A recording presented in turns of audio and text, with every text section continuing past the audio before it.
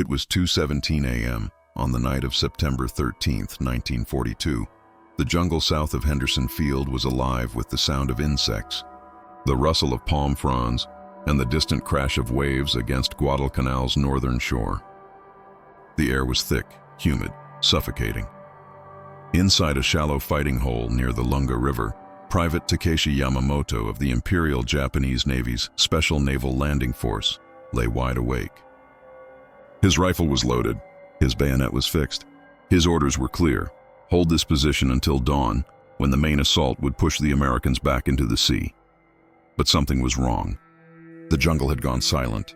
No birds, no insects, nothing. Just a heavy, oppressive quiet that made Yamamoto's skin crawl. Then he heard it. A whisper, so faint he thought he'd imagined it. Then another. Then the snap of a branch, barely audible, somewhere to his left. Yamamoto turned, straining to see through the darkness. The moon was hidden behind clouds. Visibility was maybe 5 feet. He could barely see his own hand in front of his face. And then, without warning, the night exploded. Grenades detonated in a staggered pattern. Rifle fire erupted from 3 directions at once. Men screamed in Japanese, in English, in languages that were just raw terror. Yamamoto fired blindly into the darkness, but he couldn't see what he was shooting at. Something moved past him, fast, silent, lethal. He swung his rifle around, but before he could pull the trigger, a blade flashed in the dark. He felt a sharp, cold pressure across his throat. Then nothing. By 2:35 a.m., the attack was over. 18 minutes of chaos, confusion, and slaughter. When dawn broke 3 hours later, Japanese officers walked through the position in stunned silence. 43 men dead, not from artillery, not from a major assault, from something they had never encountered before. Precision night raids conducted by an enemy that could see in the dark, move without sound, and vanish before reinforcements arrived. The Americans called them Carlson's Raiders. The Japanese called them ghosts. Over the next 4 months, those ghosts would shatter Japan's confidence, rewrite the rules of jungle warfare, and prove that in the Pacific, darkness wasn't a shield, it was a weapon. Guadalcanal was never supposed to matter.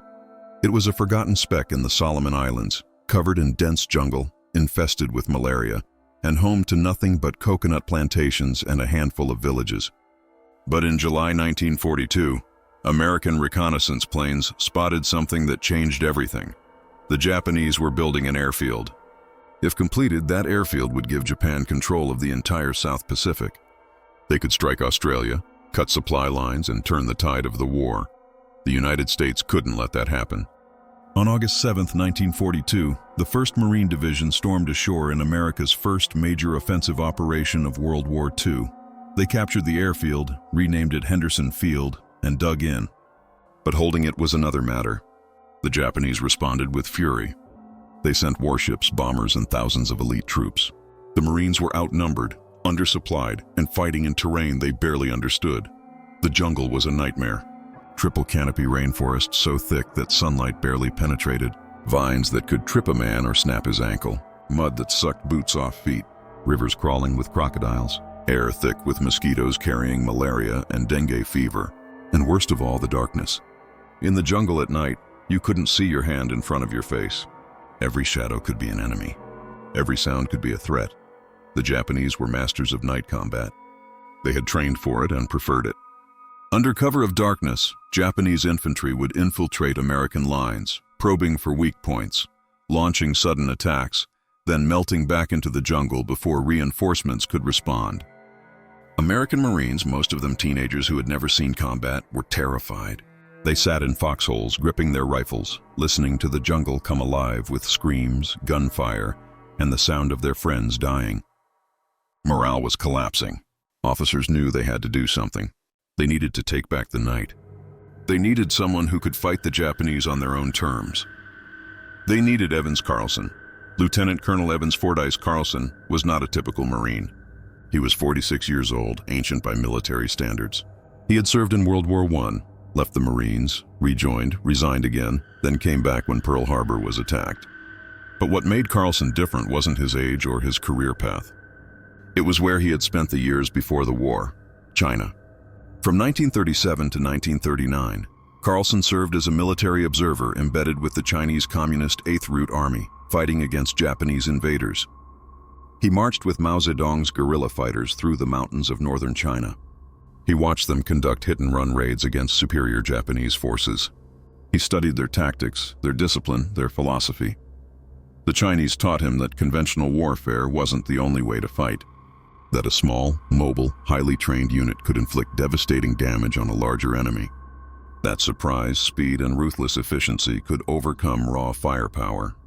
Carlson also learned something the Japanese understood, but most Americans didn't: how to fight at night, how to move silently, how to navigate by sound and feel rather than sight, how to turn darkness into an advantage.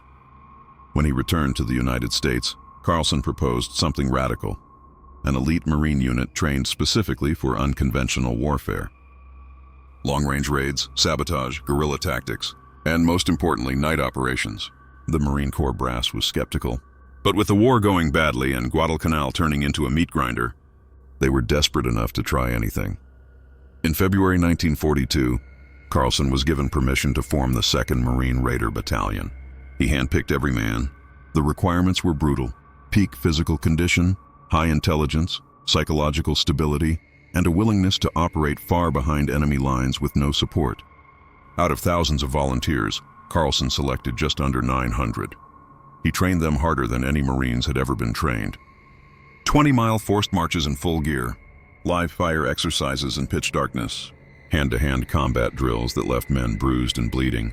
But the most important training was psychological. Carlson taught his men to embrace the night, to move through darkness without fear, to trust their instincts, their hearing, their sense of space. He taught them a Chinese phrase, gung-ho. It meant work together. It became the Raiders' motto, their identity, their battle cry. By August 1942, Carlson's Raiders were ready, and Guadalcanal was waiting. On the night of September 8, 1942, Carlson gathered his officers in a dugout command post near Henderson Field. The situation was grim. Japanese forces were massing for another major assault. Intelligence reported concentrations of enemy troops along the southern perimeter, preparing to attack at dawn. Standard procedure was to dig in, wait for the attack, and try to hold. But Carlson had a different idea. "We're going to hit them first," he said. Tonight, his officers stared at him. A night attack through hostile jungle, against an enemy that owned the darkness? "They won't expect it," Carlson continued. "They think we're afraid of the dark. We're going to prove them wrong." The plan was simple but insane. A force of 80 raiders would move through the jungle in complete silence, infiltrate Japanese positions, strike with maximum violence, then withdraw before the enemy could respond. No artillery support, no backup. Just speed, surprise, and the willingness to fight at close quarters in total darkness. At 11:47 p.m., the raiders moved out. They traveled in single file, spacing themselves 10 feet apart. No talking, no smoking, no flashlights. They communicated through hand signals invisible in the dark, using taps on the shoulder. 1 tap meant stop, 2 taps meant enemy ahead, 3 taps meant prepare to attack. Leading the column was Sergeant Victor Vic Magakian, a 22-year-old from Los Angeles who had grown up hunting in the California mountains. Magakian had learned to move through forests at night by feel, by sound, by instinct. Carlson had made him the unit's chief scout. Magakian moved through the jungle like water, testing each step before committing his weight, avoiding branches, sliding past vines. Behind him, 80 men followed in absolute silence. They covered 2 miles in 90 minutes. When they reached the Japanese position, Magakian held up his hand. The column stopped. They could hear voices ahead, Japanese soldiers talking quietly, laughing, completely unaware. Carlson studied the enemy camp for 5 minutes, counting positions, identifying firing lanes, memorizing the layout. Then he gave the signal. The raiders moved into position like shadows. 20 men on the left flank, 20 on the right, 40 in the center, ready to punch through. They crept to within 30 feet of Japanese foxholes, so close they could smell cigarette smoke. Carlson whispered one word: "Go!" Grenades arced through the darkness. Explosions ripped through the night. Before the Japanese could react, the raiders were on them. What happened next was chaos, brutal and intimate. Raiders fought with knives, bayonets, rifle butts, and bare hands. They moved through enemy positions like a scythe through wheat. Japanese soldiers fired wildly into the darkness, hitting their own men as often as the enemy. Magakian later described it as controlled madness. Every raider knew exactly where his teammates were, moving in coordinated patterns they had drilled hundreds of times. But to the Japanese, it was incomprehensible.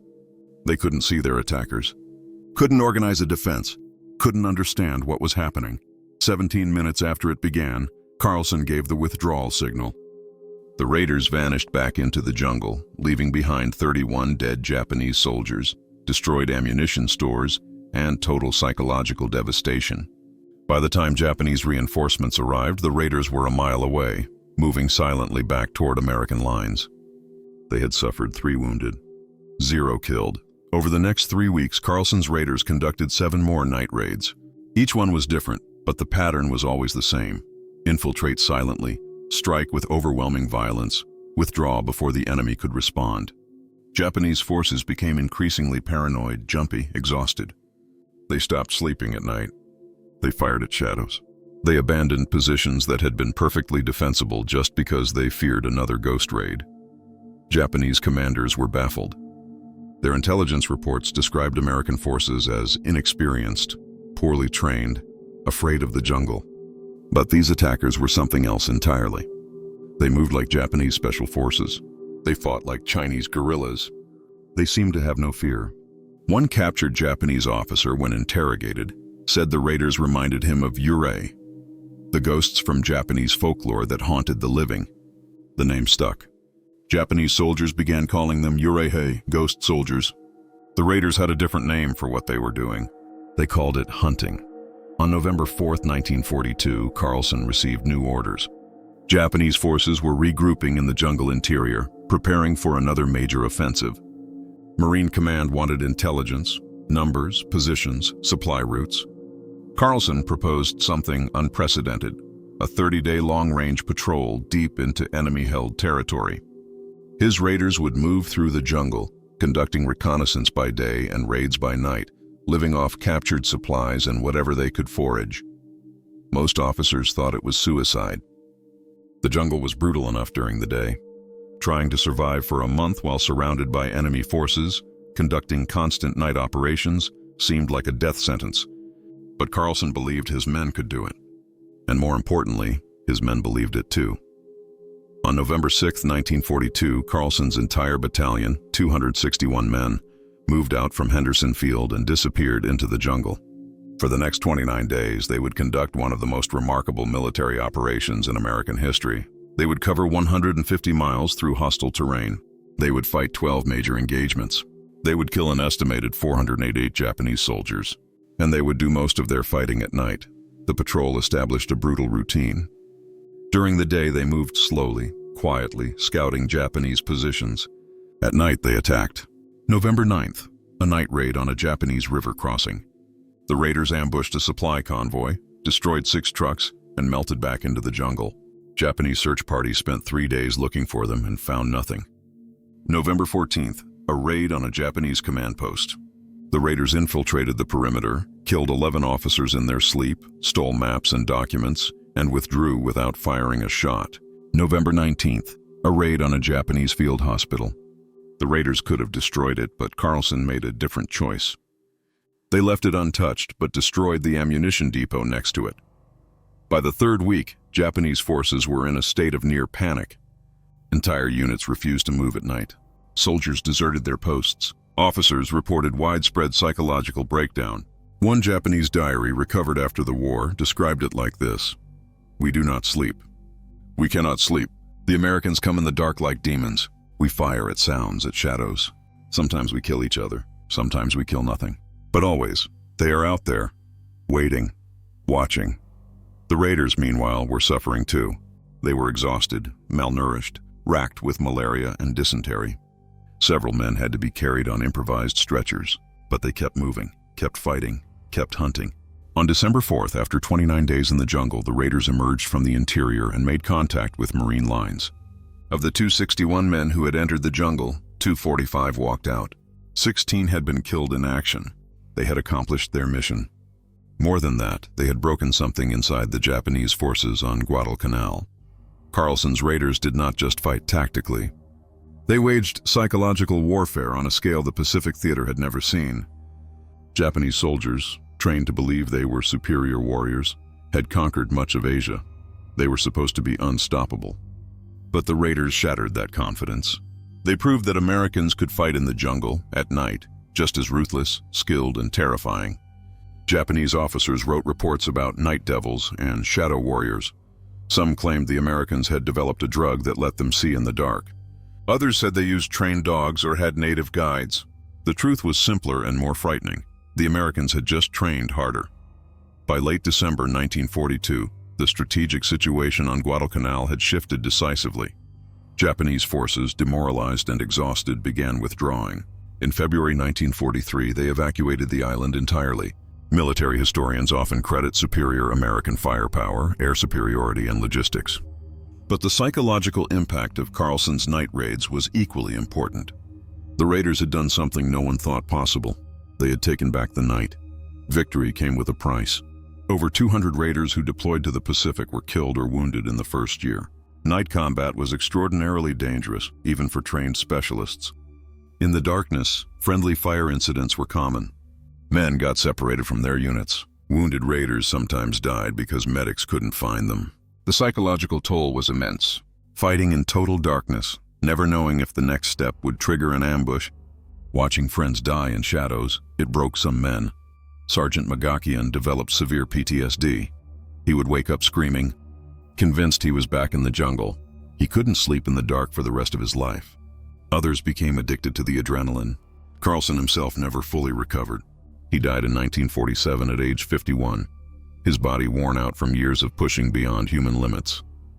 Before he died, Carlson said something that captured the essence of his raiders' accomplishment. "We didn't win because we were braver. We won because we were willing to go where the enemy thought we couldn't. We took something they thought belonged to them, the darkness, and we made it ours." After Guadalcanal, the U.S. military recognized what Carlson had proven. Night operations weren't just possible. They were devastatingly effective. The tactics developed by the raiders became doctrine. Night vision technology was prioritized. Special operations units were expanded. The concept of owning the night became central to American military strategy. The most important legacy wasn't technological. It was psychological. Carlson proved that fear could be overcome through training. That darkness could be embraced rather than avoided. That a small, well-trained unit could achieve what entire divisions couldn't.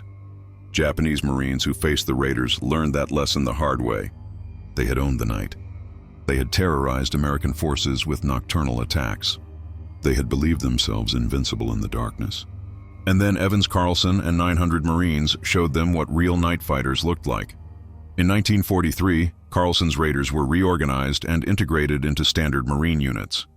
Many of the original raiders went on to train other units. They taught thousands of Marines how to fight at night, move silently, and embrace the darkness. Veterans recalled the fear they inflicted on the enemy. "We'd come out of the jungle before dawn, and you could see it in the Japanese positions. Guards staring into the darkness, jumping at every sound. They were terrified of us," said one corporal. Vic Magakian added, "The Japanese called us ghosts, but we were never ghosts. We were just Marines who learned how to walk in the dark." The night raids on Guadalcanal lasted 4 months. In that time, a few hundred raiders killed or wounded over 1,000 Japanese soldiers, destroyed countless supplies, and shattered the morale of an entire army. They proved that darkness isn't a shield for the enemy, it's an opportunity for the prepared. And when the sun rose over Guadalcanal on February 9, 1943, the last Japanese forces evacuated the island, leaving behind not just the terrain, but the ghosts that haunted them every night. The ghosts that were never ghosts at all. Just Americans who learned to own the dark.